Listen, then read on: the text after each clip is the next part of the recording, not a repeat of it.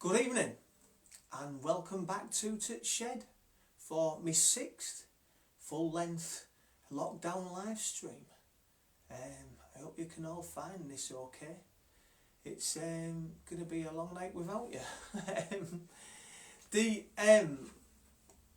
long and short of this is what I want to say from the start is that this is a difficult subject. It's the hardest one of the lot to do, and it takes an awful lot of rehearsal, and it takes me to some pretty dark places out here.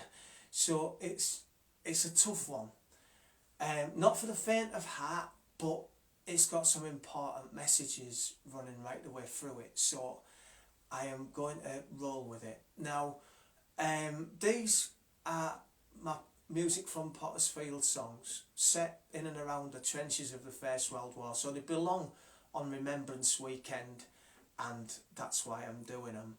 Anybody out there who thinks that I'm about to start trampling over the memory of their family or anything like that, that's just not what this is about. So fear not. I have issues with official remembrance, but I am not about to start belittling the loss of all that life and the sacrifices those people made.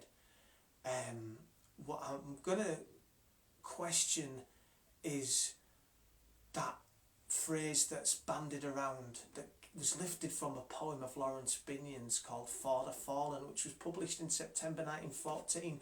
You all know the kiss-off line in that poem, "We will remember them."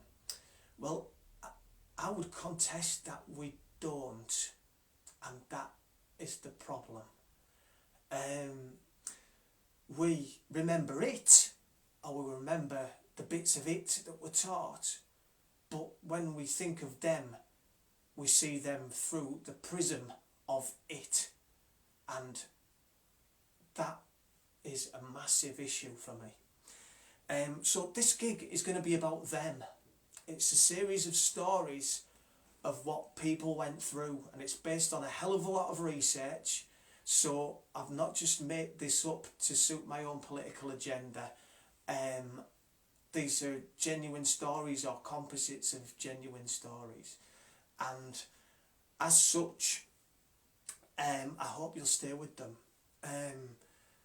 We have a problem with remembrance that probably is best explained by this. If you go to the war graves of France and Belgium and look at all those long even lines of white crosses, you probably won't pick up on it consciously, but they've been specifically designed to not pass judgment and not allow history to pass judgment.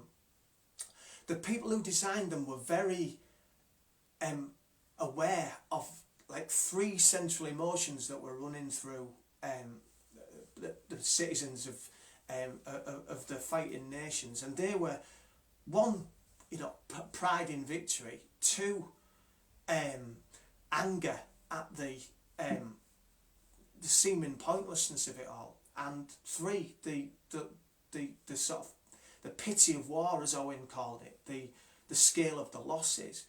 And those graveyards were designed specifically so that if you went in them, you got out what you took in. So if you saw the "they died for our freedom" thing, and the courage and the honour and the sacrifice thing that certain people were feeling, then you found it there. If you took in anger, you found that there too. And if you took in pity and loss, that too is there in spades.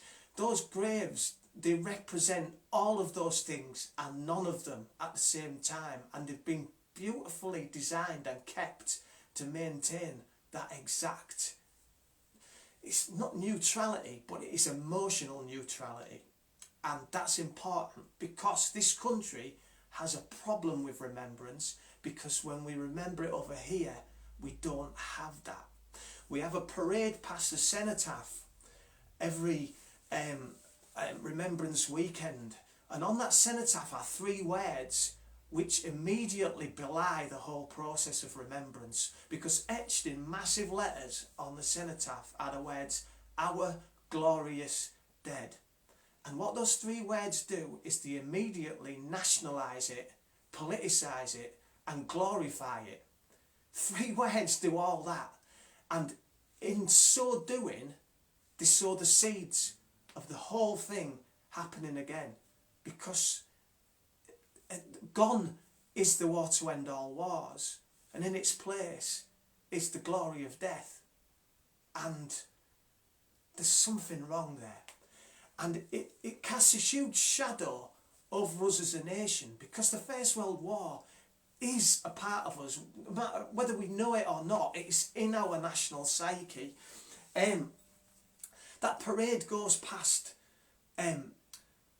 Whitehall, and when it first started, it was soldiers who fought in the war to end all wars. And as subsequent years have passed, and as those soldiers' numbers have dwindled and disappeared, they've been followed by the soldiers from the next war, and the war after that, and the war after that. And part of the reason why that happens is that we failed to learn the lessons of the war to end all wars. And that is written into those words, "Our glorious dead." The whole festival of remembrance is about forgetting. You don't get more ironic than that, do you? The First World War was the first time when, well, basically, the Crimean War, you were statistically 11.5% more likely to die in the Crimean War than you were in the trenches of the First World War. Hard to believe that, but it's true, you know. And the reason we have such a sadness and such a propensity to look on the First World War as this big monumentalist thing is because that wasn't fought by a standing army like the Crimean War was. It was fought by a civilian army of volunteers and conscripts, people like you and me. That's why it casts the shadow right across us. But as remembrance has changed and shifted over the years, we find it easier to look on it through the Second World War, through the Battle of Britain and D-Day and the Blitz and all the set pieces of the Second World War, which remain so vivid and are still in living memory. And it's easier for us to do that because the Second World War has a political and a moral purpose to it historically. We did face invasion. We were fighting the armies of darkness. We were fighting fascism and Nazism. It has moral and political purpose to it in ways that the First War doesn't. Because it doesn't matter how much you study the First World War. If you look at it, if you read about it, if you study what happened, how and why, you just cannot escape the fact that it was the ruling class of Europe that sacrificed the working class of Europe to keep itself in place. And there's no getting around that. None at all. And it's a tragedy, but it's a hollow hole in our national psyche because we won't stare it down. We can't reconcile that. And so we don't look at it. We look for something else to find important. And in so doing, we don't remember them at all. We remember it the way we're taught to remember it. And that's not remembrance at all. Right, before I go on, this is about learning the war, studying the war from the inside out. Not looking at the war as a piece and then seeing who fought it, but looking at who fought it and then looking at the war. So it is about them and not about it. And so that's why I'm going to keep my promise to remember them. And in so doing, I want to dedicate the entire night to somebody who absolutely sums up the forgetfulness of remembrance. And that is Private Charles Henry Titterton. Kevin, I think, will be watching, I hope so. It's a relation of Kevin's, and Charles Henry Titterton was wounded in 1915, a particularly nasty wound, a spinal gunshot wound, I believe, and it left him with paraplegia, and he was shipped back to Blighty, where he died 2.5 years later, having suffered agonies I don't want to even consider.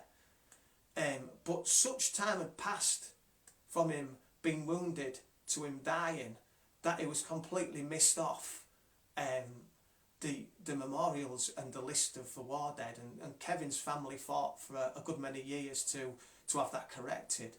And so Charles Henry Titterton will be one of thousands of men who suffered that, wounded and then dying a long time later, and not remembered by remembrance at all. So this is going out to him and thousands like him. I'm going to start right at the very end. This song is set on the 12th of November 1918. It's a period of the war that I was fascinated by, because I've probably got 100 books on the First World War, and they all follow the same pattern.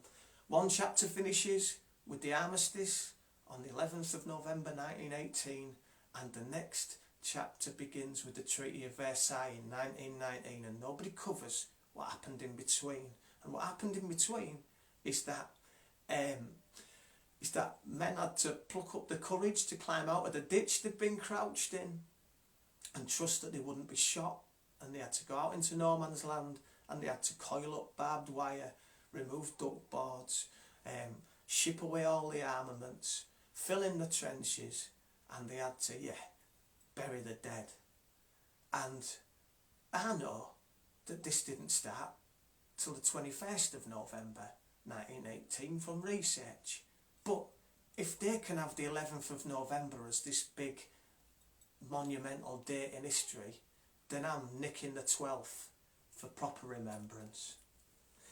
Right, I'm dedicating this to a classmate of mine years ago who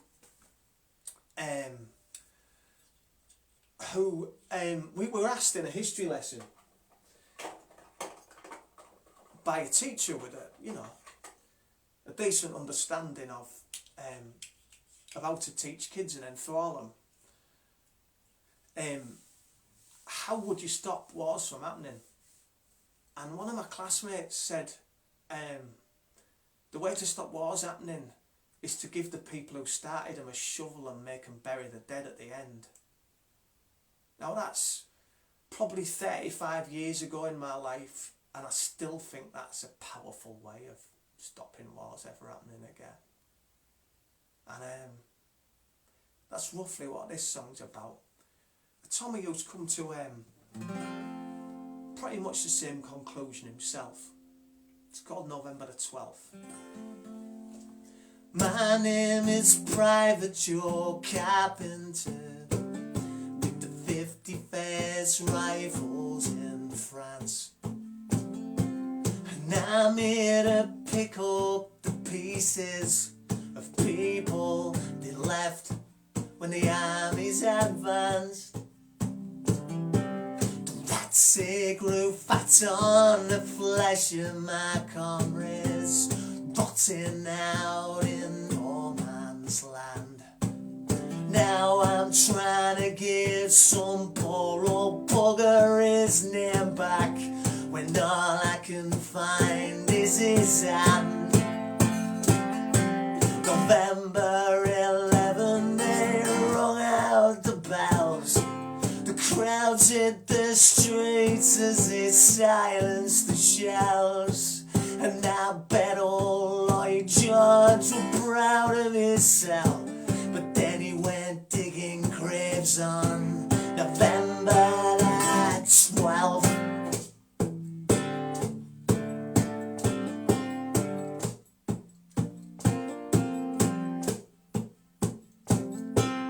My brother died up in Wipers last winter. He'd signed up as soon as he could. Now bits of his body lay buried forever in 10 foot of Passchendaele mud. there ain't no graveside my mother can mourn at. She cries out into the night. She says that his death is a message from heaven, that God never meant us to fight. November 11, they rung out the bells. The crowds hit the streets as they silenced the shells. And I bet old Lloyd George was proud of himself. But then he went digging graves on November 12th.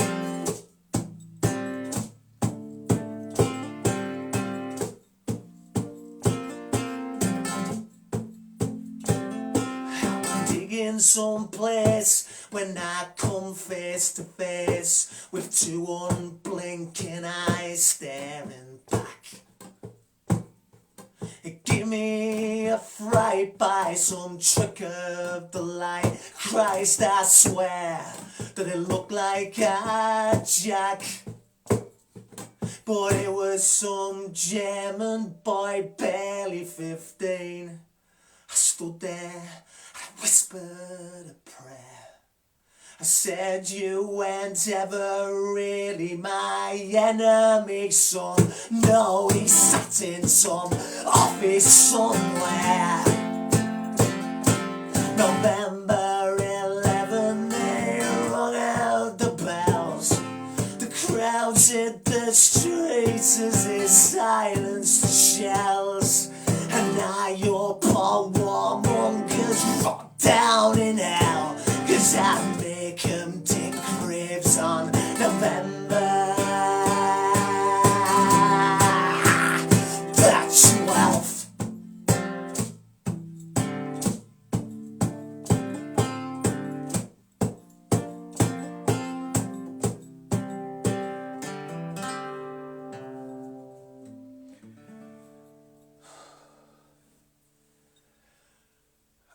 It takes you to some dark places, this stuff, honest. There were two interesting stories attached to that song when you research the actual burial of the dead.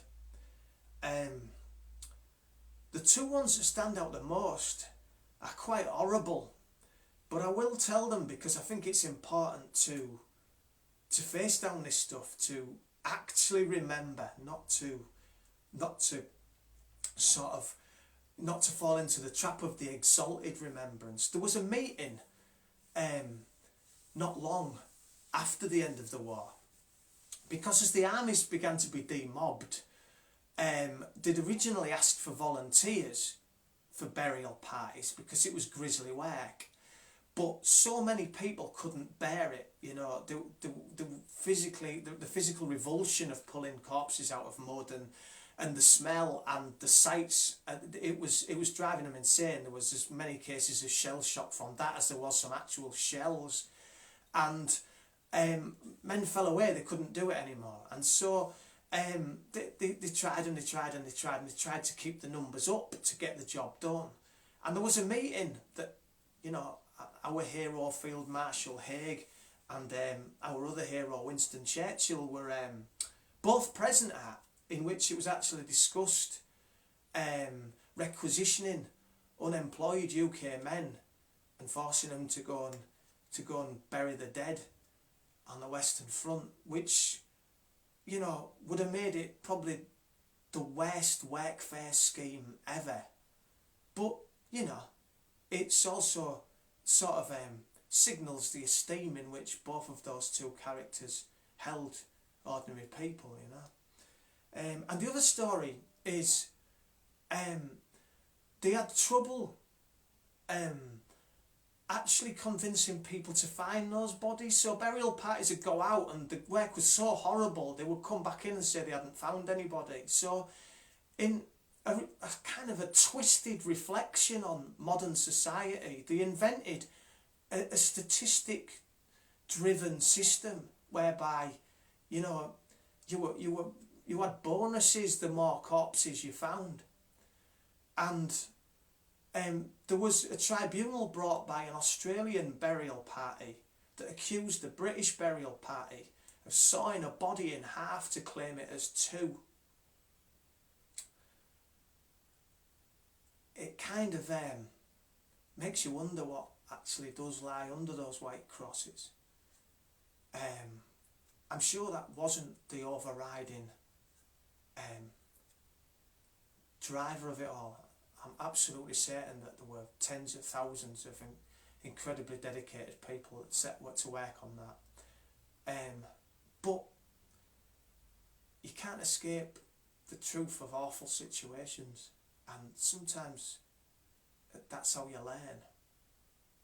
So it was worth bringing up. If you want to see the old battalion, I know where it is. I know where it is. I know where it is. If you want to see the old battalion, I know where it is. It's hanging on the old barbed wire.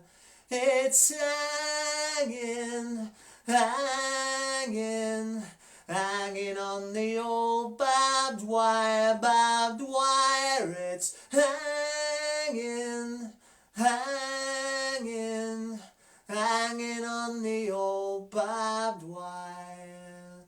If you want to see the politician, I know where he is. I know where he is. I know where he is. If you want to see the politician, I know where he is. He's tucked up in his bed at home. He's tucked up, tucked up, tucked up in his bed at home, at home. He's tucked up, tucked up, tucked up in his bed at home. But if you want to see the old battalion, I know where it is. We're hanging on the old barbed wire. Right. That's quite enough of that. You see, it would be wrong. It would be falling into the other side of the argument. There are two central narratives to the way that we approach remembrance. There's a nationalist one and there's a liberal one, right? The nationalist one is the one that we spoke about. They died for our freedom, the honour, glory, sacrifice, valour side of things, right? And the liberal one is the woe is me, those poor men duped into doing this, slaughtered like lambs on the battlefield of so and so, so and so, poor, innocent and ignorant and didn't know any better, right? And both of these things are complete and utter lies. They're both fabrications, and they're both wrong, and they both really do my head in. See, the nationalist one, right?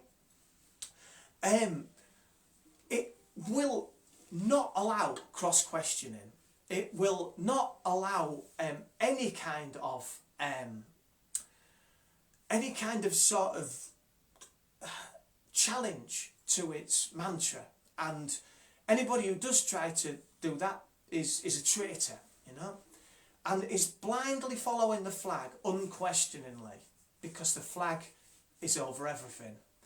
And for me, if you can't see that blindly, unquestioningly following the flag is exactly the same mistake that a whole generation of young men made 100 years ago, then you've really learned nothing at all from remembrance.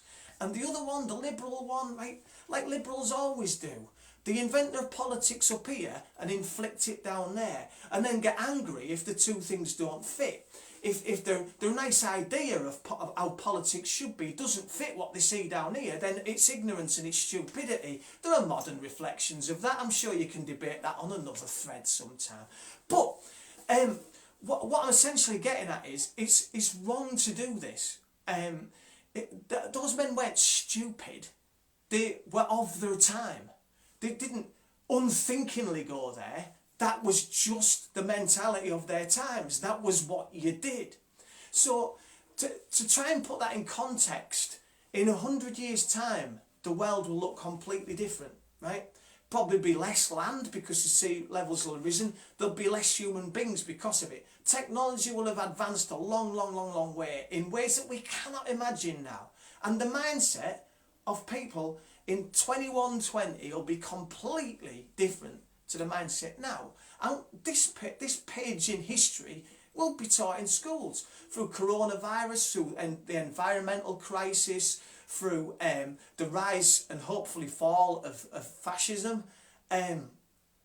through Brexit, through all the things that have happened over this last decade.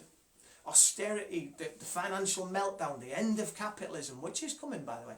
But all of these things, right, will be studied in school, and people who study it will have all our gab there for them. It'll be all over social media because we did nothing but talk about what we thought, right? So to them, if they choose to take on a liberal mindset, we look stupid. We look like the worst examples of ignorance ever, and yet we are of our time. We do not know what's coming tomorrow. We cannot see it. We can predict it in ways that we think we know, but we do not know what's going to happen tomorrow. And so that's exactly what you're doing by following the liberal argument and transferring your own mindset now onto people 100 years ago. That is a classic mistake of historical research. Don't do it. And don't inflict your politics from up here down there, because it's never going to fit, it's never going to work, it'll end up in anger and disappointment, and you'll cat and bloody bitch about it for the rest of your lives. Don't do it. Start at the bottom and work up. That's how politics works. Anyway, on a totally different message, not everybody came back from the trenches battle scarred and beaten down. Some of them had more carnal things on their mind.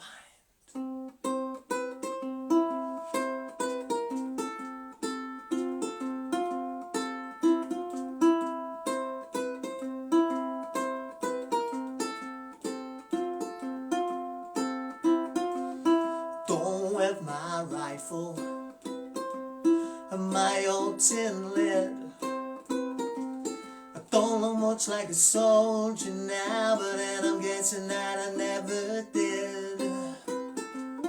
Tell mother I made it home. Now look out, wagon and horses, and look out, Sally Jones.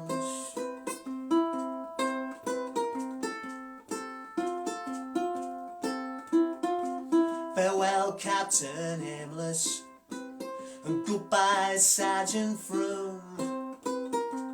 I never see your faces again, boys, it'll be too soon. Tell mother I made it home. Now look out, wagon and horses, and look out, Sally Jones. My Sally Jones, my Sally Jones, my Sally Jones, my Sally Jones. I made it out of the trenches. At times it was a rocky ride.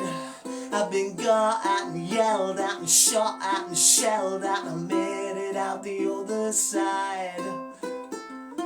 Tell mother I made it home. Now look out, wagon and horses, and look out, Sally Jones. My Sally Jones, my Sally Jones, my Sally Jones, my Sally Jones. Look out, Sally, I'm gonna marry. Look out, Sally, I'm gonna marry. Look out, Sally, I'm gonna marry you, my Sally Jones.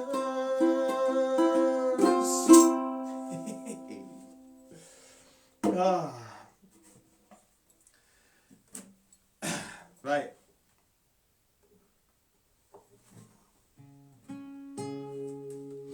unless we want this to go on all night, I better shut up. The as I said earlier, those two characters are composites of people whose stories were written up by the historian Lynn MacDonald. I basically took a whole bunch of survivors' accounts and I distilled them down into one person. A composite, in their words, of English literature, I believe. But this is a true story. It's a story of John Megginson, Jack to his friends, who was a territorial soldier and therefore mobilised and called up and shipped over to France to fight. Now, he left Blighty without having said goodbye to his mother, and there were some letters published in our local paper that survived, and family members were selling them, I believe, in which John Megginson, Jack to his friends, was writing to his mother to reassure her that not to worry, because God wouldn't let him die out there, never having said goodbye to his mother. And it's there in ink, and it's a very poignant kind of message from the past, really. And of course, the inevitable happened early in 1915, and John Megginson, Jack to his friends, is remembered on the Scarborough War Memorial. That's roughly about a mile over there as the crow flies. So, yeah, this is called Never Say Goodbye.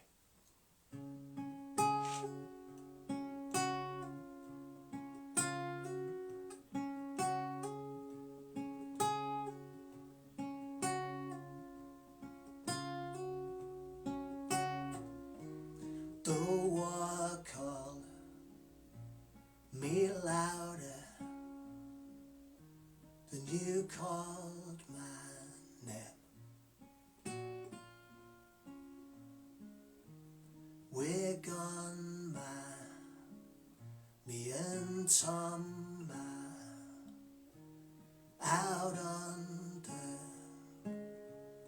the morning train. But don't you worry about me, ma, I'm not gonna die. How could I know when I never said goodbye?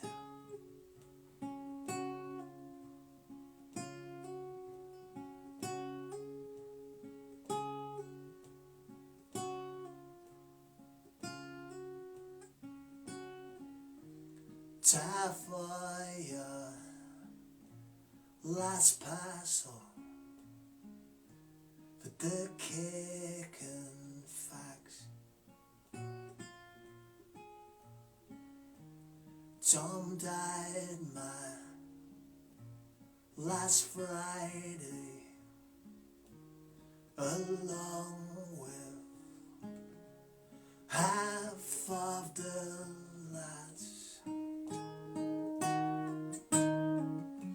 But don't you worry about me, ma, I'm not gonna die. How could I know when I never said goodbye?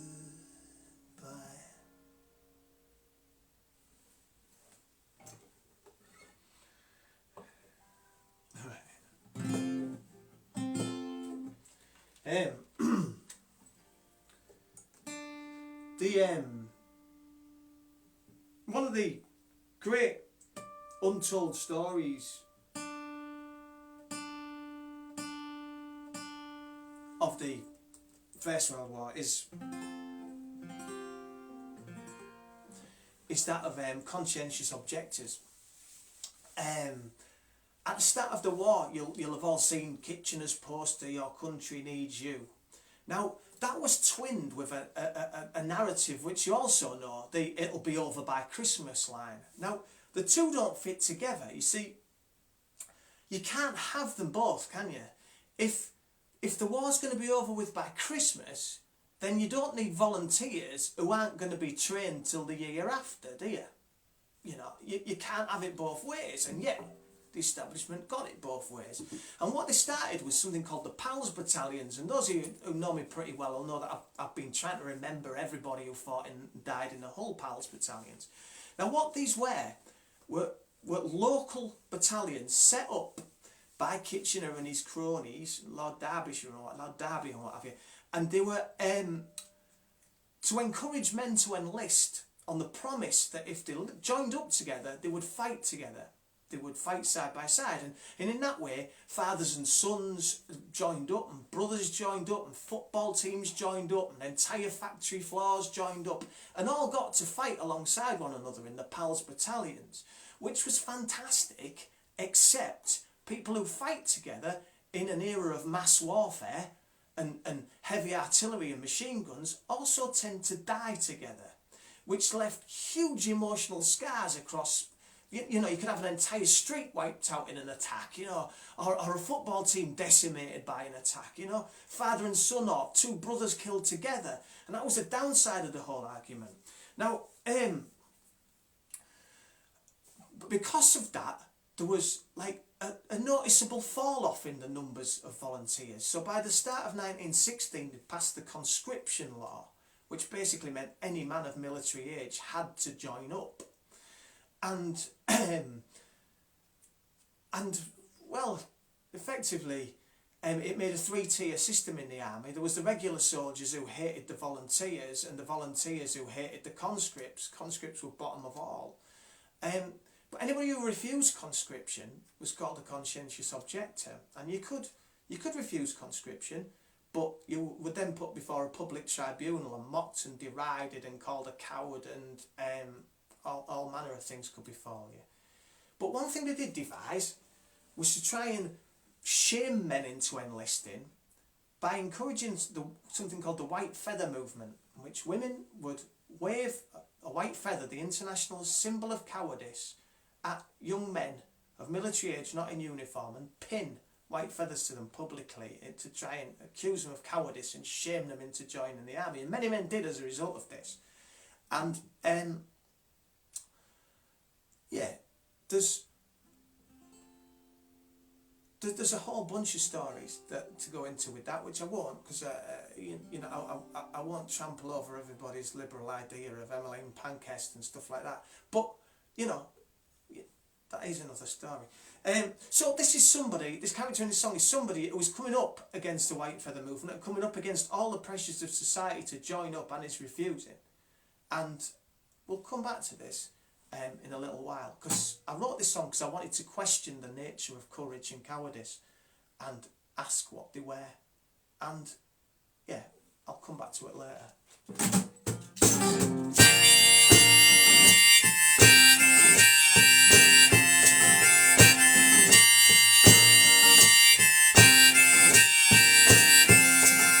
Said no to our grandfather, said no to me dad. Got a little smile from mother like she was the last friend he had. Said no to the old recruiting sergeant down in the square. Said there's more to fight for, he said, and there is over there. So go on, wave your white feather, but I won't go to war. Seen my brothers bleed and I don't believe anymore. So go on, wave your white feather, I'm not less of a man. I can live with sweat and tears, but I don't want blood on my hands.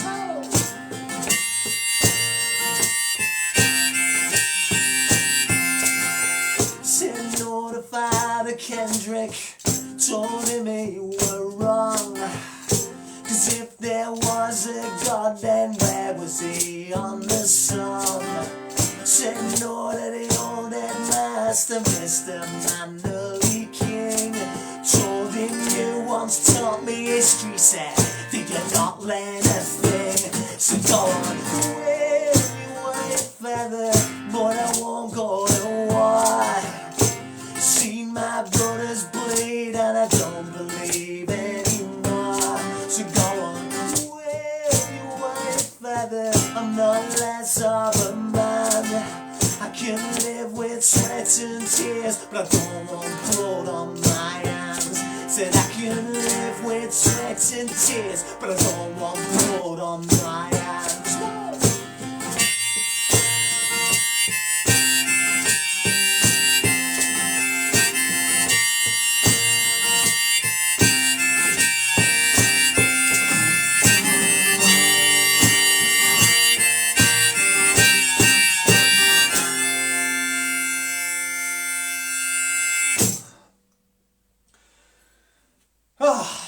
Right.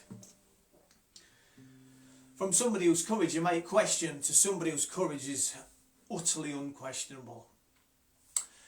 This is a story of Gilbert Hartley, the true story. And it's going out to Simon and Becca because it's Gilbert Hartley's Becca's granddad. Now, Gilbert was wounded on the Somme so badly that he lost a leg. And while he was recovering in a casualty clearing station at CCS, that was shelled and he lost the other leg. He was about to give up on life. He wanted to die out there, having lost his ability to walk. But a conversation with another soldier over a woodbine persuaded him to go on. And as a result, Gilbert Hartley came back home and lived a full life. And it's often forgotten is the sacrifice of people who lived and had to pick themselves up and rebuild not only their lives but the entire country after the war. And that cenotaph, "Our glory is dead," forgets them, doesn't it? The people who had to rebuild the world, the people who had to make it happen all over again. And that isn't kings and queens and generals, that's working class people who got back to graft and get the world turning again. And they had to do that carrying an emotional baggage and physical deformities that just the rest of us we could just never face, you know. And Gilbert Hartley is a hero because he had more to overcome than most, but overcome he did. And he attributed it to something quite unusual. My name is Gilbert Hartley, and I strolled out on the Somme with me pals one sunny morning. In a flash, me pals were gone. And I lay there in the meadows, me life flashed for me eyes. And I heard the birds singing, and I thought I was gonna die. Now I saw me leg were mangled, but I framed up and I dragged myself into a shallow where I fell down for me fags. When a stretcher bearers found me, and I swear that this is true.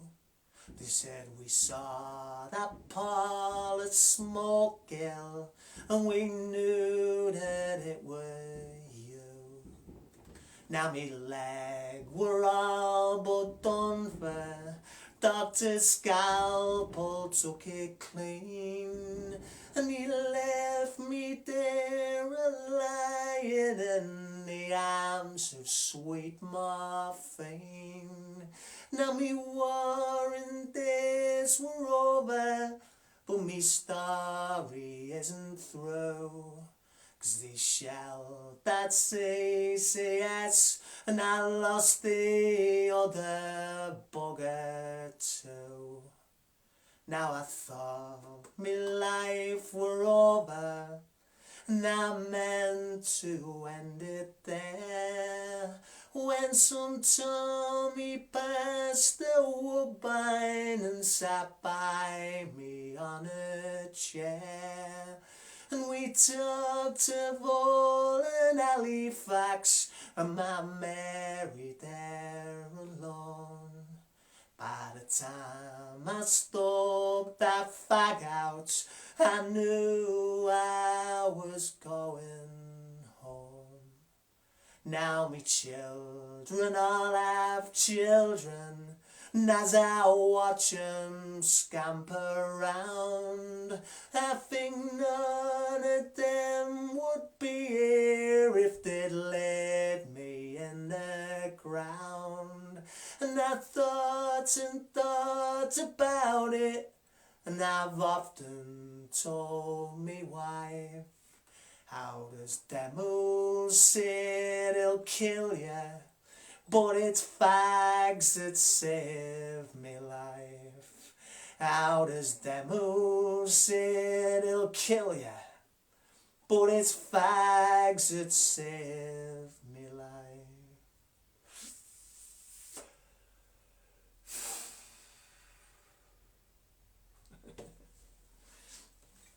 The postscript to that story is that Gilbert Hartley managed on prosthetic legs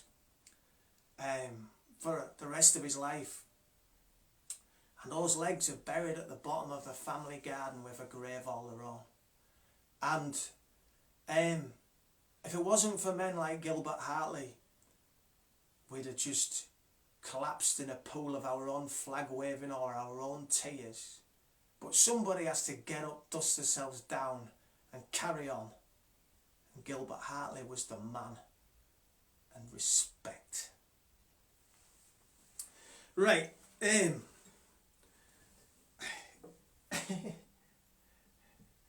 This is something that occurred to me, because my own family, my grandfather on my father's side, he was from Liverpool, which is why I've always felt a great affinity with that amazing city. But he moved from Liverpool to Hull at the early part of the 20th century, and my great grandparents, they had kids quite late in life, and as a result, not a single one of his, I think there were 10 kids, but not a single one of them was military age before the end of the war. So it didn't touch his entire family. And you know, it's historical accidents like this, you know, that baffle you sometimes, you know. And so I started thinking about the families that it split down the middle, about how there would be sons where that some of them went to fight and some of them didn't. And I started thinking about the psychology of that, how a father would look at his sons and how the younger sons would feel having missed out, and the interpersonal relationships and things that would include. And I wrote a song called, has anybody here seen Billy, which I'm about to sing here, and it's only 2 verses long, but there's quite a lot of emotional dynamic going on in there. It's from the younger brother, the one who didn't get to go. It's from his perspective and how he looks on his older brothers, and how he looks on how his dad, how he thinks his dad looks on his older brothers. And it's partly his naivety and partly his wrong, you know. But I wanted to prove him wrong, that I've actually written a poem that I'm going to follow this song with, which is the story again from their perspective, flipped the other way around, because I think it's important. My sons now are 20 and 18, and I was trying to think, if one of them had been off to fight in a war and the other one hadn't, how that would affect the way I looked at my kids. And it wouldn't change a goddamn thing, you know, that your love is unconditional, isn't it? And so,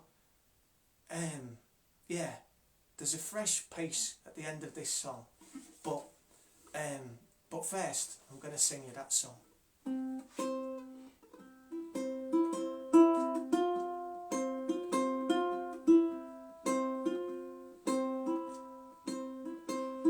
Has anybody here seen Billy? Has anybody seen our Pete? I met him with me dad at the station, but then I lost him out on Paragon Street. Me dad, well, he'll be buying him whiskey, and they'll be roaring drunk by now, I know. But I'll always be the son that never got to fire a gun, because I was too young to go.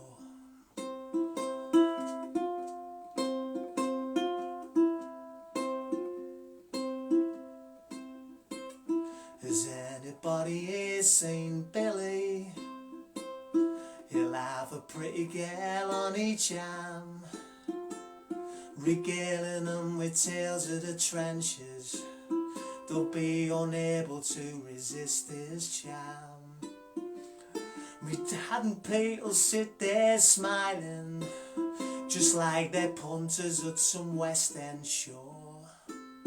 And I'll always be the son that never got to fire a gun, because I was too young to go. I'll always be the son that never got to fire a gun, because I was too young to go.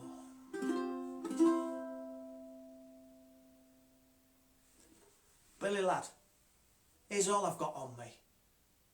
Now go get 'em in at the bar and find us a table in corner. Mine's a pint. Make it 2. You're a star. Don't fret, I'll be back in a minute. I'm just going out there to find our Alex. He's hurting just right now, and they'll think that we've left him behind.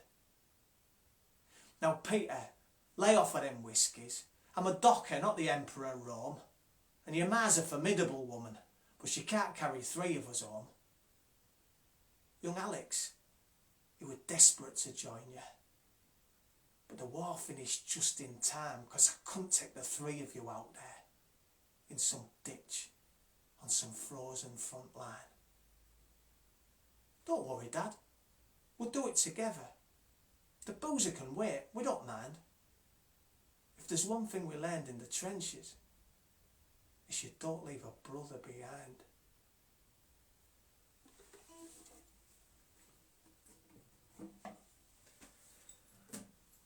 Right.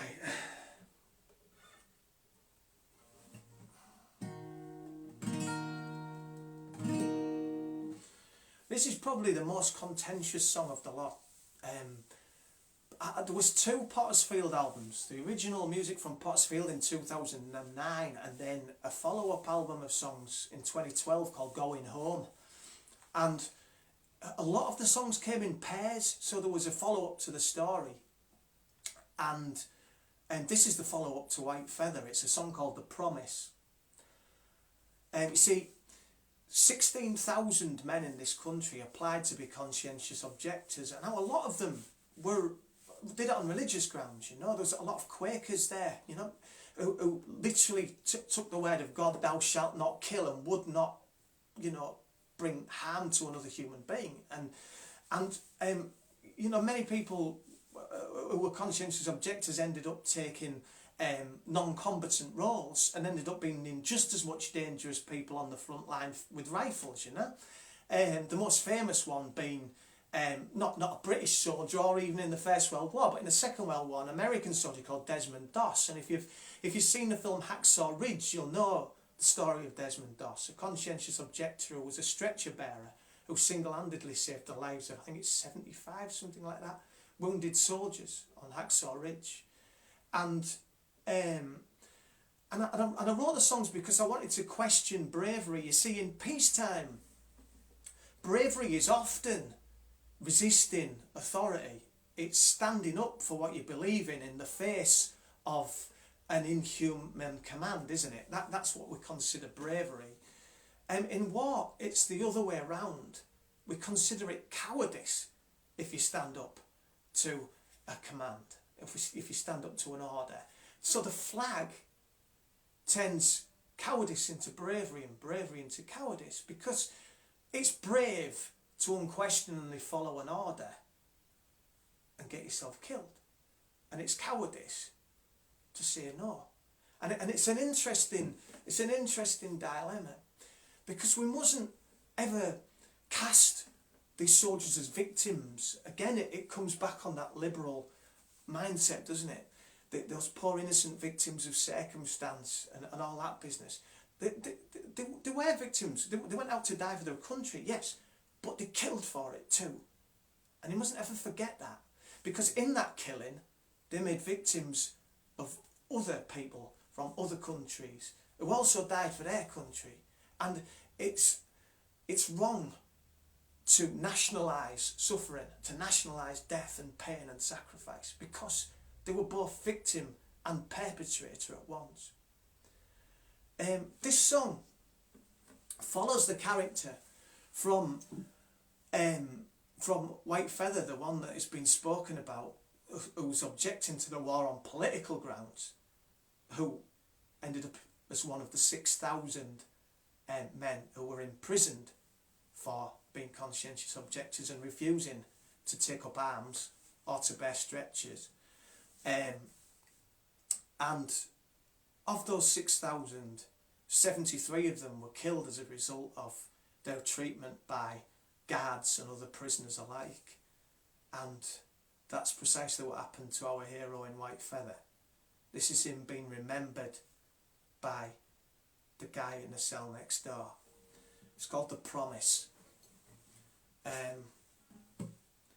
If you're somebody who thinks that conscientious objectors are cowards, you might want to look away.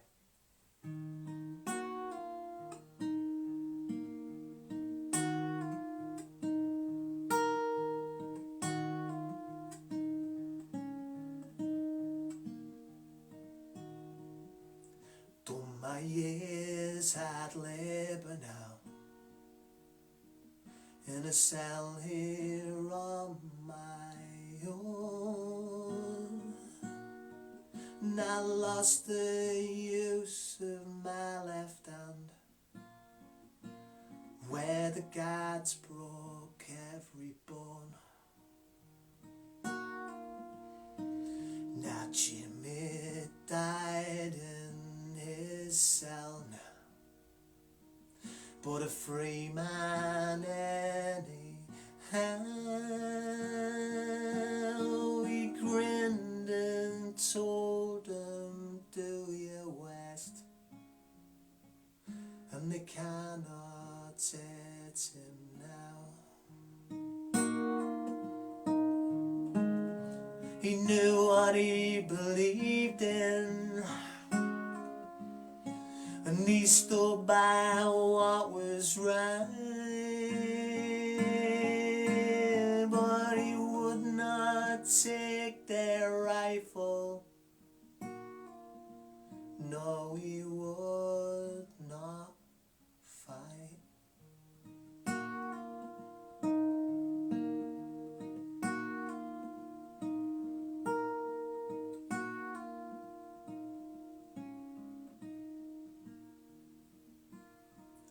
I squint into the sunlight now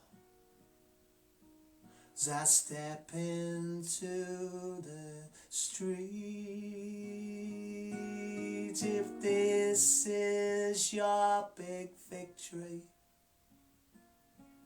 then how come all I see is defeat?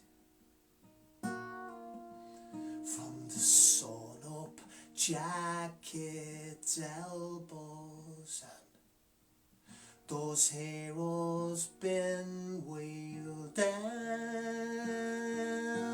to the trembling and the twitching that no one ever talks about. He knew what he believed in, and he stood by what was right, and he would not take their rifle. No, he would not fight.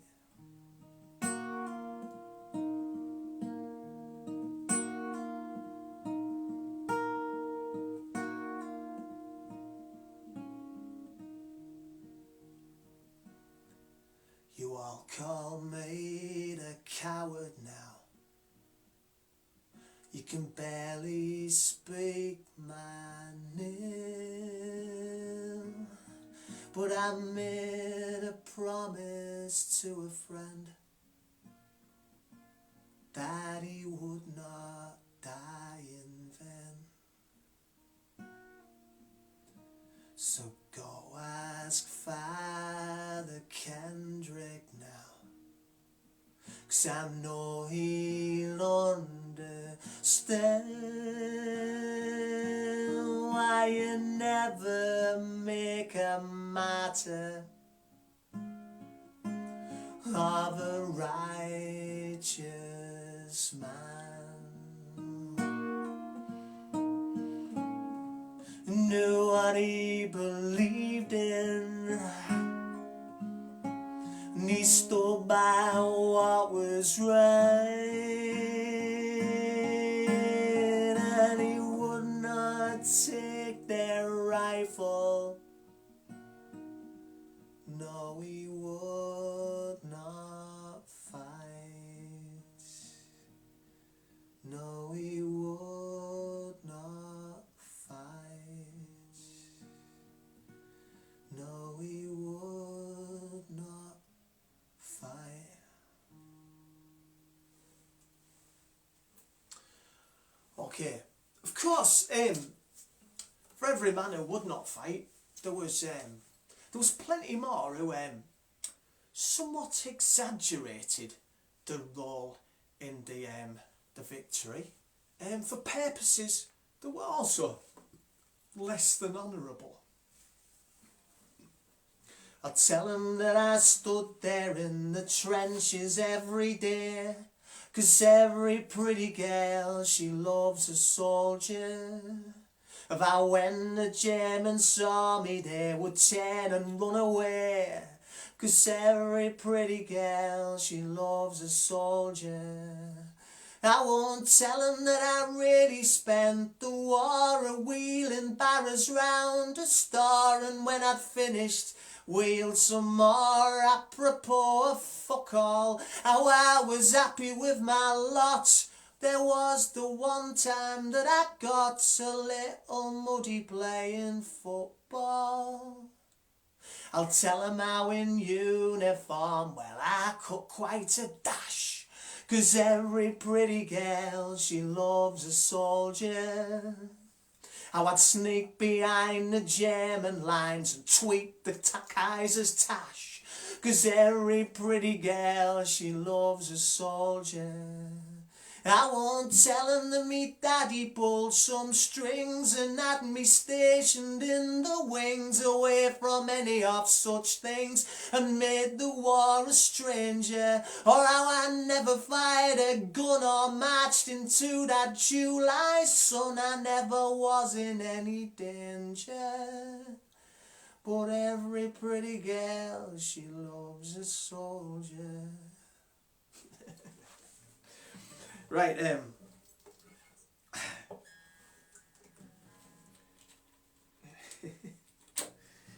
I'm going to sing you another sequel song. This one is the sequel to November the 12th. It's set a full 10 years later at the Menin Gate in Ypres, or Wipers as the Tommies called it, because that was how it was spelt. Now, the Menin Gate was unveiled in 1927, and on it was inscribed the names of 54,896 men whose remains were never found and who'd fought on the Ypres front. Well, I should clarify that was before the 15th of August 1917. If you go to Tyncott Cemetery, there's another 11,965 men up there who also died fighting on that front post 15th of August 1917. It was quite a place to be. It follows Joe Carpenter, the song from November the 12th, who has been searching for his brother Jack, who was missing ever since, and he's gone on the 12th of November 1928 to pay his respects at a Menin Gate because his brother Jack's name is engraved on it, and it's the first chance he's got to be able to remember his brother and speak a few words to him. So this is called At the Menin Gate, November the 12th, 1928.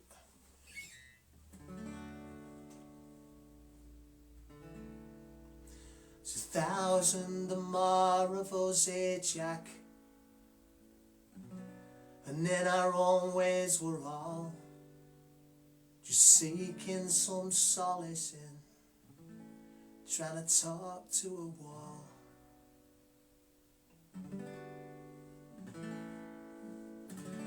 I know you're not really here, Jack, it's just a list of names, but it's the closest I've got to being able to stand at your grave.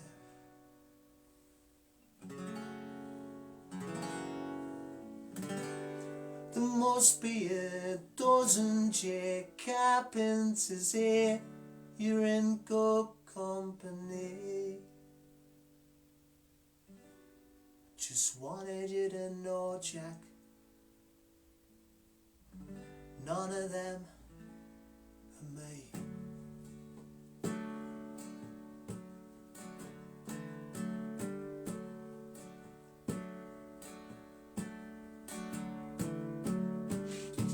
You unrecognised wipers now,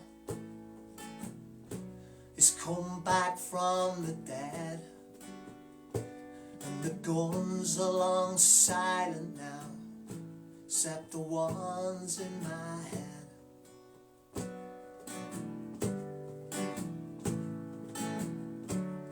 Mother, she couldn't make it, we buried her back in June. It broke her heart, Jack, the day that she heard about you.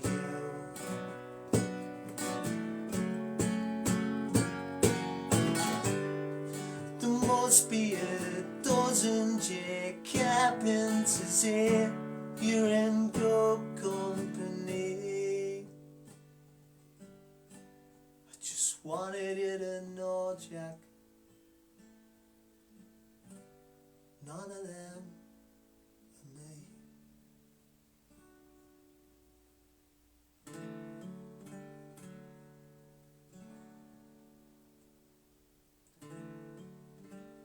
Christ, I miss my big brother. I've tried to walk in your shoes. Don't care how long it takes them to find you, Jack. I'll be there when they do. Fight the good fight you once told me, as we trudged home in the rain. I swear I'll never give up now. No, while there's blood in my veins. There must be a dozen J. Carpenters here, you're in good company. And there was a time I wished, Jack, one of them was me.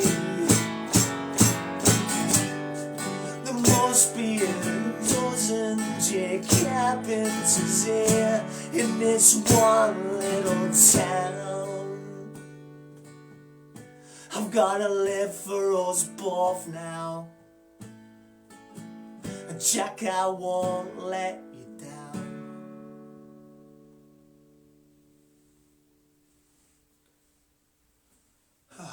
Right.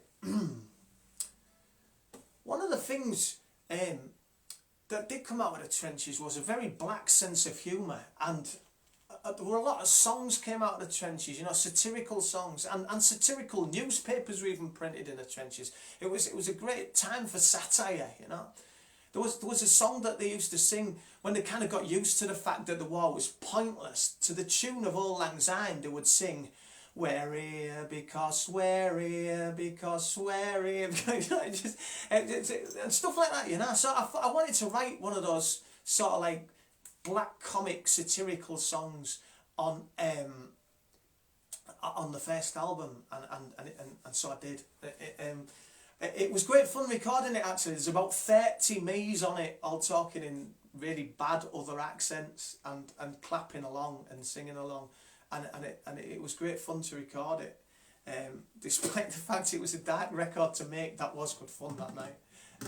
Anyway, this is how it goes.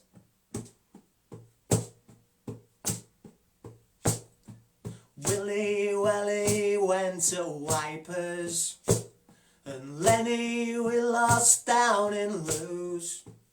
If I thought someone up there were listening, then I'd beg of them, please let me choose. 'Cause I don't wanna die on the Anchor, and I don't wanna fall on the Somme. No, I plan to die in the arms of some mademoiselle, age 101. Yeah, that's me, not her. Lord, Lord, Lord, Lord, I don't wanna be dead. If you must take someone, take the general instead. I said, Lord, Lord, Lord, Lord, I don't wanna be dead. If you must take someone, take the general instead. I'm pretty sure that was a popular sentiment.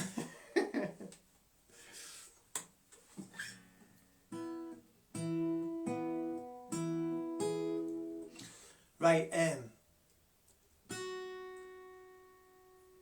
this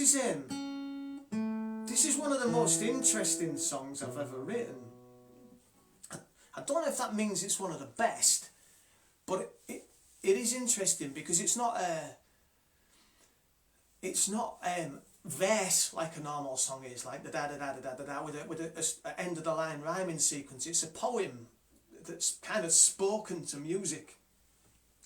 It's a song called The Letter, and it's a rookie soldier about to go into action on the first day of the Somme, and there's a whole bunch of dark metaphors going on, and there's some misunderstandings of things that give it ironies, and there's a bit of poignancy to it. So it's a song I'm dead proud of, and it's a bit of one of those in the zone songs. So I'm kind of going to zone out for a little while to sing you this, because it's a tough one.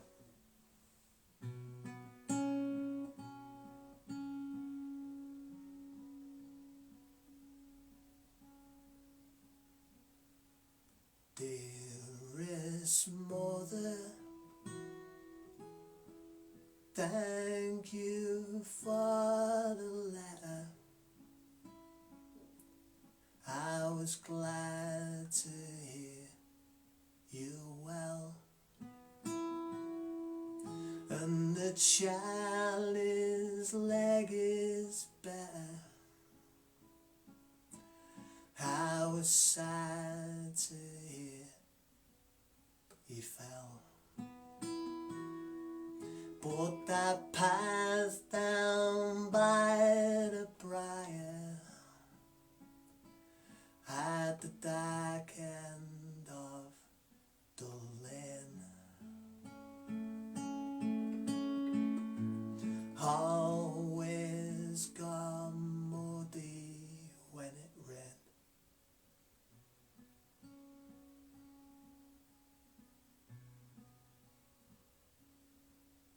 If you see Mr. Harris, tell him I saw Bill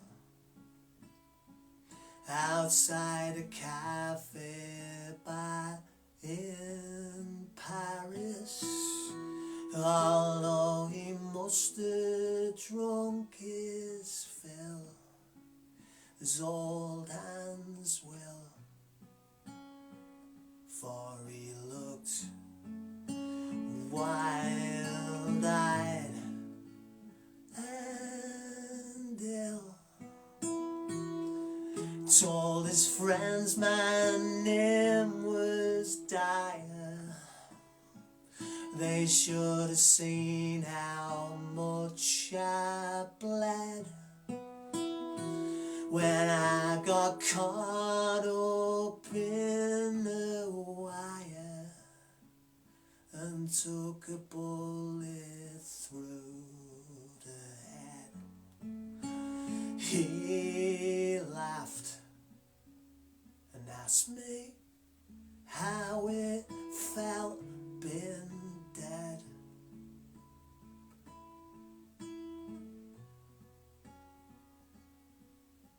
It gave me quite a fright, but his friends said he'd be alright. He just had scars I couldn't see. And when they went, I saw Bill limped on his left knee.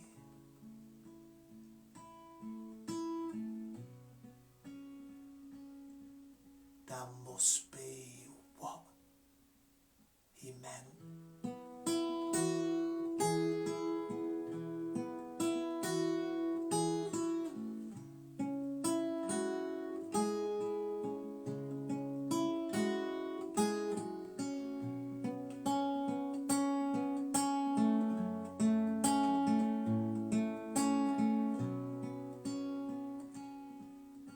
Suppose I should get going.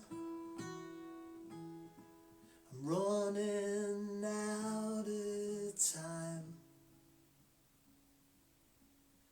The big show goes tomorrow, and we're leaving for the line.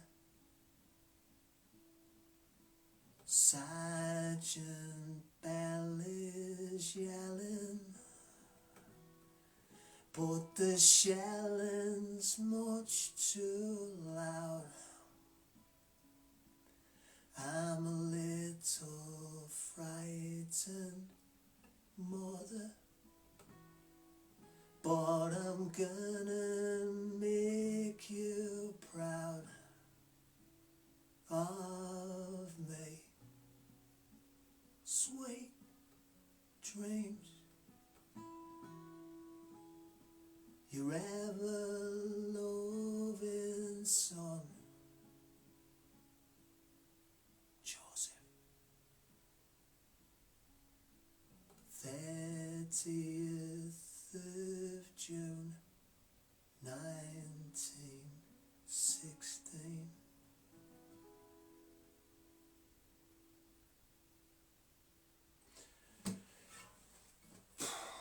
That's a tough song to sing.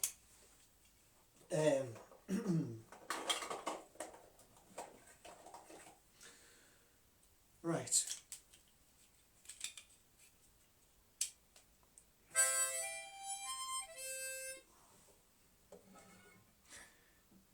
In some ways, there's a third way you can look at the First World War.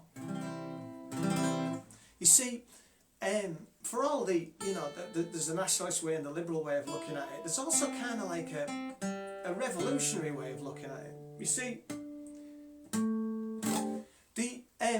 the war was actually defined by a whole bunch of uprisings and revolutions. It was started by a revolutionary act, albeit a nationalist one. It was started with the assassination of the heir to the Austro-Hungarian Empire, the Archduke Franz Ferdinand, in Sarajevo on the 28th of June 1914 by a nationalist called Gavrilo Princip. And that set the chain of events rolling as treaties came into being and thingies collapsed and this happened and that happened and the war effectively started by that bullet. But it was also ended by a revolution. You see, we like to think that it was British military might backed up by the Americans that defeated the German armies, and yeah, there's some truth to that. The German armies were on the run by the autumn of 1918, but the main catalyst for it was a working class uprising in Germany, a revolution in Germany. In October and November 1918 that you don't often hear about, but it started with naval mutinies as the German Navy refused to go to sea for one last pitched battle with the British Navy. They refused and mutinied, and it spread to the cities, and so a revolution bookended both sides of the war, you know. And in between times, of course, you had two revolutions in Russia, a revolution in Ireland over Easter weekend in 1916. So there was also mutinies in the French trenches in 1917. It was they refused to fight, and that was one of the reasons why the British attacked at Passchendaele at the Third Battle of Ypres. It was to take the pressure off the French lines as they'd mutinied. But there were also, and it's often very buried and hushed up, mutinies and dissension within the ranks of the British. So much so that for standing up to orders or for refusing to obey them, 306 British soldiers were shot at dawn by military authorities in a bid to keep rebellion in the ranks in check. And by and large it was relatively successful. But there's a whole bunch of great stories you need to read. So anyway, this is a story of one of them. It's not a true story, it's a composite. It's called The Ballad of Joe Carter. And it's going out to the memory of Dave Wood, a comrade fallen in a different time, who requested this song for the first Live from the Shed gig, and since sadly passed away with the cancer that he was suffering from then. So this is going out to Dave and to the 306 British soldiers executed by their own men. Shouldn't ever be forgotten also that some of the worst NCOs in the British Army went into battle and didn't come back, and probably had bullet holes in their back.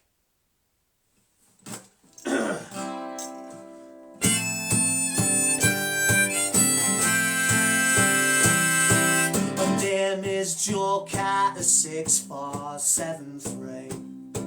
I'm all that's left now of my pals' company. The rest all went west in the last big advance. Their blood runs like rivers through trenches in France.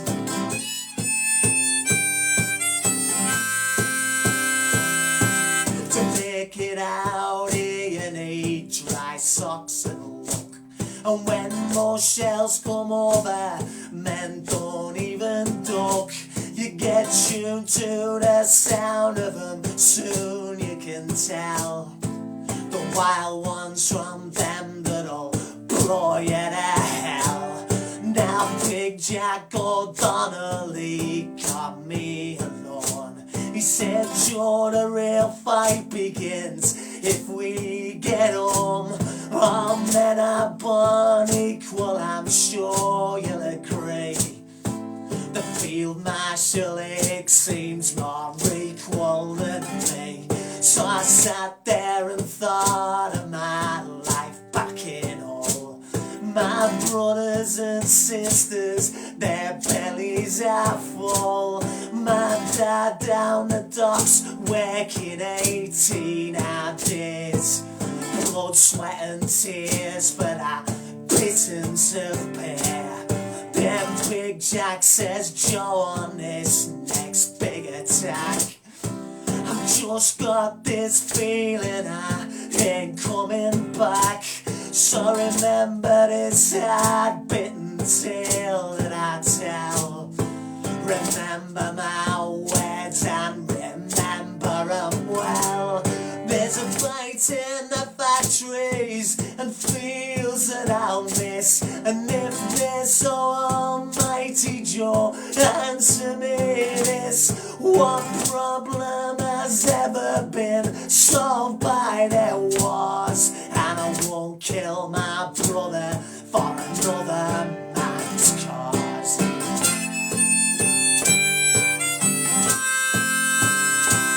So we lay there and wait for the barrage to stop. And when that whistle blew, we went over the top. I'll see you in Berlin, young Matt Buffy said, just as he copped the one straight through his head. Now Big Jack and me got caught in no man's land when a big bloody shell blew my gun from my hand. I looked down at my legs, I saw gashes and cuts, but when I looked back for Jack, there was just bone and guts. So I lay there all day in that mud, blood and slime, and I waited till dark, then crawled back to the line. But it's, where is your rifle, son? What have we here? I was branded a traitor and sent to the rear, where I've been court-martialed and tied to a chair. I've been beaten and blindfolded there in the square. Your last words, you coward, you commie, you queer. But the ghost of Big Jack whispered right in my ear. There's a fight in the factories and fields that I'll miss. And if there's so almighty Joe, answer me this: what problem has ever been solved by their wars? And I won't kill my brother for another man's cause. There's a fight in the factories and fields that I'll miss. And if you're so almighty, then answer me this: what problem has ever been solved by your wars? And I won't kill my brother for another man's cause.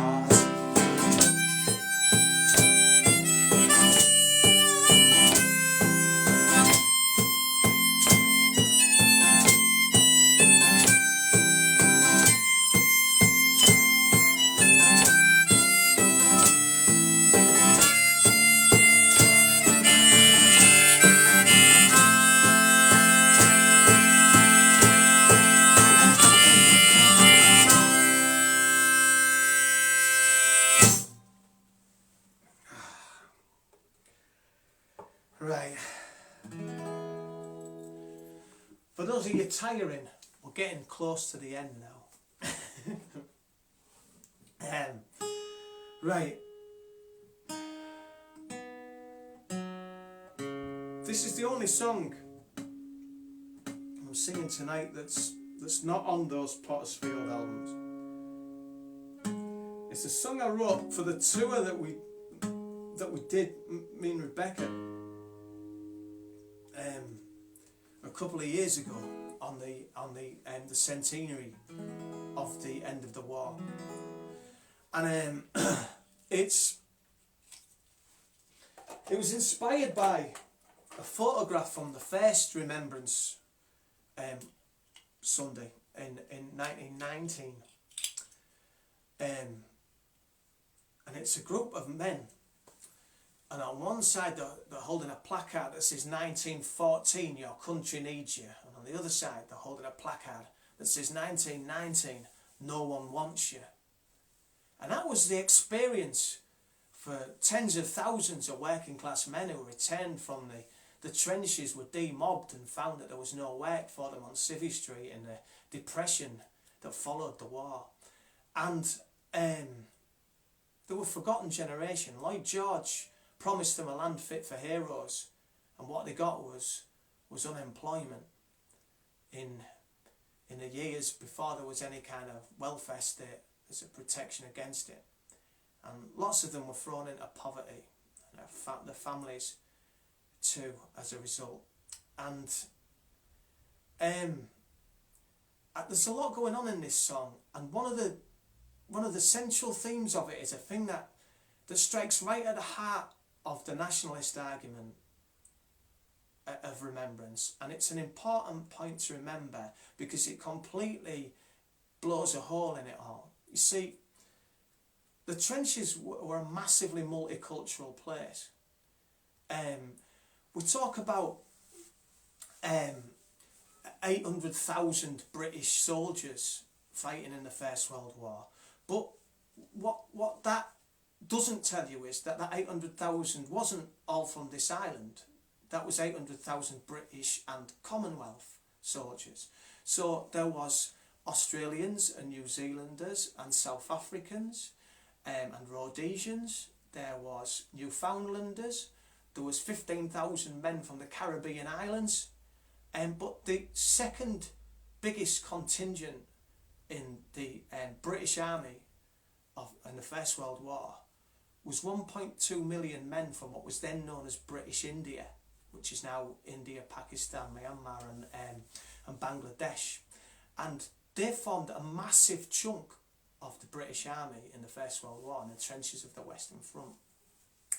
And so when you whitewash history and you wrap yourself in a flag and sing 2 World Wars and 1 World Cup, what you're actually missing is the fact that it took the solidarity of many nations, of many colours and creeds, to defeat that enemy. And regardless of what you look at, and I don't want to in any way, shape or form Britishize this argument, it just so happens that these characters are from this side and it's easier to write this way. But that is a massive chunk of history that is missing. For instance, effectively the British Army was overrun as the Germans came through Belgium in the August and September of 1914. It retreated. It eventually solidified a line and fought back just before the Germans took Paris at the Battle of the Marne. Now, there then followed a race to the sea, as it's called. Basically, each side tried to outflank the other one until they actually reached the coastline, and in the other direction until they reached the Swiss border. And they established that line of trenches that ran right from northern Belgium to the Swiss border through France, which, give or take a few hundred yards, a few miles, didn't change much for the next 4 years. But the place that we've referred to a few times, Wipers or Ypres, was a very vulnerable position and a very vulnerable city, and it was only held in the October of 1914 not by the British soldiers who were worn out, absolutely beaten down, worn out, and numbers dwindling fast, but by the first people to reinforce that army, the first Commonwealth soldiers to arrive, and they were Indians and Pakistanis and Bangladesh and Myanmar. These soldiers were the reason the British Army didn't fail in October 1914, and that should never be forgotten. So take your flag and do one, because the trenches were genuinely multicultural, and without those soldiers it wouldn't have been 2 World Wars and 1 World Cup, would it? But this is a song about that promise of a land fit for heroes, because it's never been fulfilled. And we came close in the years after the Second War, with the arrival of the welfare state and the NHS. But subsequent governments have done their best to take those off us too. So if you really want to remember them, if you really want to put heart and soul into remembering the sacrifice made by the people I've been singing about, then I think that has to be the way forward, doesn't it? That we don't just sit there mawkishly worshipping monuments that glorify what one class did to another, but we actually carry on fighting for that land fit for heroes that they were promised and that was never delivered. Because I think personally, if we could win that land fit for heroes a century on, that would be the greatest way to honour the dead there could possibly be. And that, as far as I'm concerned, is the ultimate act of remembrance. So this song is about that. Bring us the land fit for heroes you promised. I was brought up believing to break 'em was wrong. So bring us the land fit for heroes you promised. Until then the fight goes on. Yeah, yeah. I'll be proud of this country the day it remembers it when only English who died at my side. There was colours and crates from all over the world there, and I loved them like brothers and recall them with pride. Yeah, so bring us the land fit for heroes you promised. I was brought up believing the breaking was wrong. So bring us the land fit for heroes you promised. Until then the fight goes on. Yeah, yeah. I'll be proud of this country the day it remembers it sent us to die in a war to end wars. So each bomb that's dropped and each bullet that's fired now dishonours our name and brings shame upon yours. Yeah, so bring us the land fit for heroes you promised. I was brought up believing the breaking was wrong. So bring us the land fit for heroes you promised. Until then the fight goes on.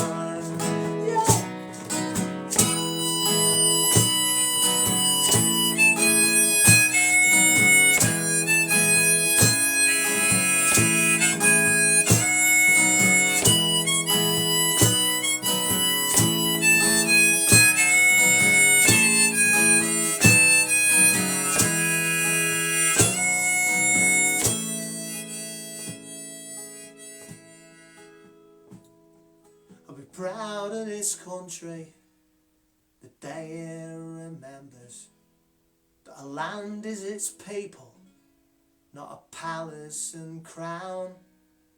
And you may remember them every November, but each day their ghosts walk the streets of this town. They're now empty chairs, the head of a table, their bicycles rusting away in a shed. They're echoes of laughter down long silent hallways. These are the ghosts of your glorious dead. Yeah, so bring us the land fit for heroes you promised. I was brought up believing the breaking was wrong. So bring us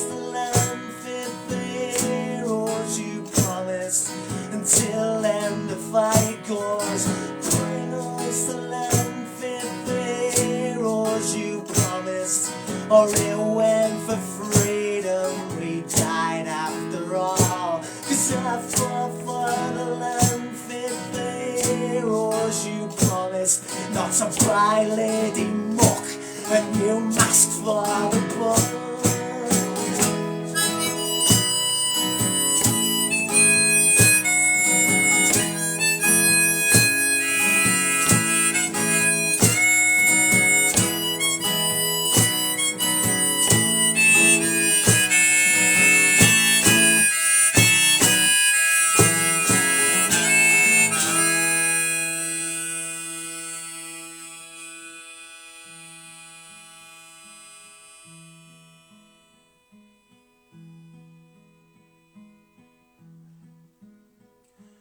One day the war will be over. There'll be no need for to fear. Farmers will fill in these trenches, and the world will forget we were here. A new breeze will blow through the valley and whisper the names of good men. We'll reap sweeter harvest when peace can breathe again. One day the war will be over, and we'll rise up out of the ground. I'll sail back to Sally, my sweetheart, back to that little old town.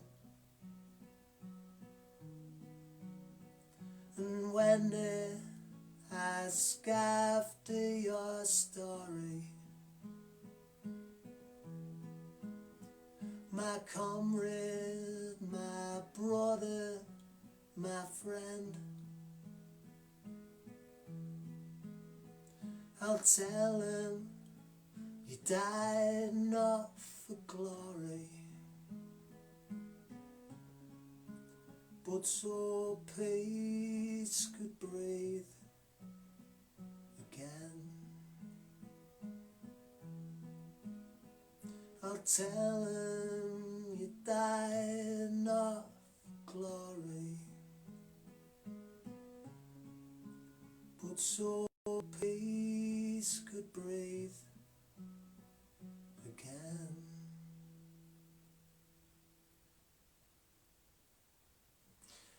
And that's kind of where it finishes. But I wanted to sing one other song before I go.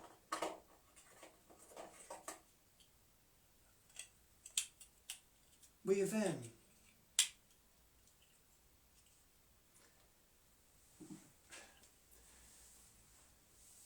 it's important to remember and not to strip these people of the sacrifice they made just because it doesn't fit in with you politically. See, from a distance, they didn't die for freedom. From a distance, they died to keep Europe's ruling class exactly where it was. But that's, again, attaching our mindset and our benefit of historical hindsight and laying it on them. They went to war believing they fought for freedom, and so it's wrong to take that away from them. If they believed they were fighting for freedom, then that's what they died for. You know? That was the emotion they carried in their heart when they went to their death. So it's wrong, no matter how we view it, no matter what our political persuasions are or our prejudices are, it's wrong to strip them of that. That really is trampling on their memory. So tonight's not been about that, you know. Tonight's been about, hopefully about painting a few pictures from different sides that you never get to hear about, and learning a bit more about the characters involved and what it took and the different emotions. But I'm going to leave you with a song that's about putting the world back together again. You see, we're in a similar dilemma now. You know, we're going through a tough time, and the whole world is suffering, and we're losing loved ones, and we're losing livelihoods. And on the other side of this, there'll be a depression very similar to that at the other side of the war. And as I alluded to when I told the story of Gilbert Hartley, you can mawkishly obsess with our glorious dead, but ultimately what it takes to get the world turning again, to be there for our loved ones, to stand up again, it takes courage of its own. Not the sort of courage you build monuments to, but the sort of day-to-day courage that it's often easy to miss. And after all the hate, after all the nightmares, and after all the agony, and after all the pain, ultimately what puts the world back together again, cheesy as it sounds, is love. And I don't mean that in the hippie sense of the word, you know, with a heart on your t-shirt. I just mean love. You know? People looking out for people and doing what you need to do to get everybody back on their feet again. And that's what this song's about. It's the partner song to the Ballad of Joe Carter, and it's the Carter family at home, and it's called The Good Fight. And I'm going to leave you with this sentiment, because this is surely, at the end of the day, what any fight is about.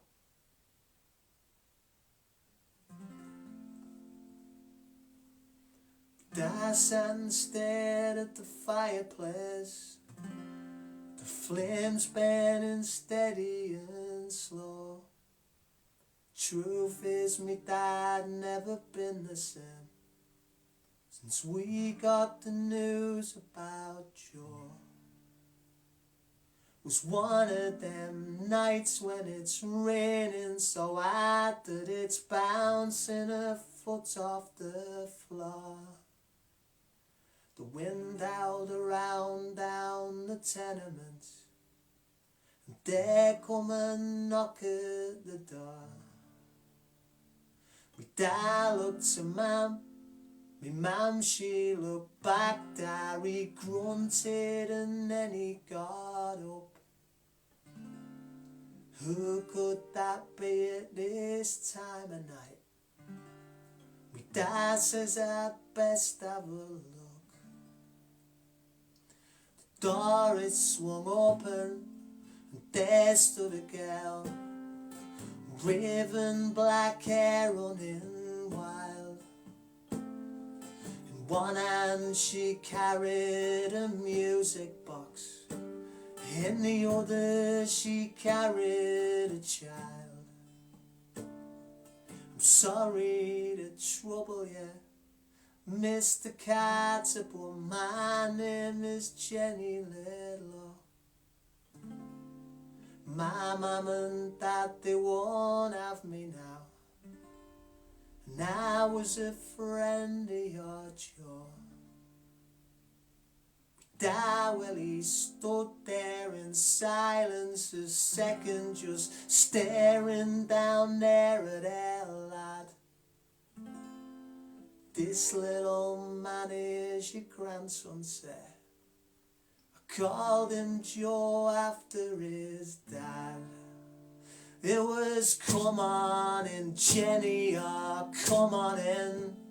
Molly, make cousin hot pot of tea. And Lenny fetched Jenny some dry cloth, son. Jenny sit by the fire with me. Me dad looked to Mam. Me Mam, she looked back with a faint little trace of a smile. That little man has his daddy's eyes. Do you mind if I hold him a while?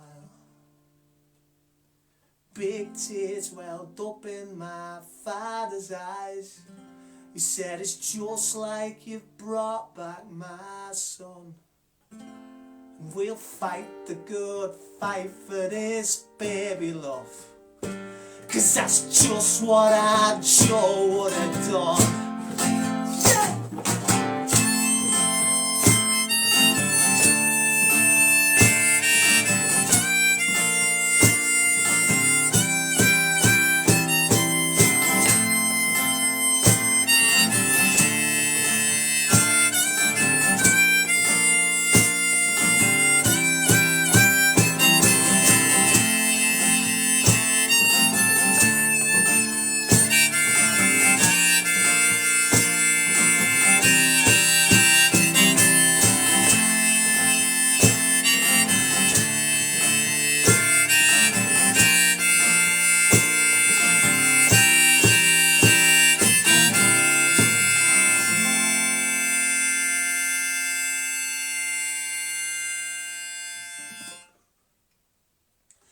Good night, everyone.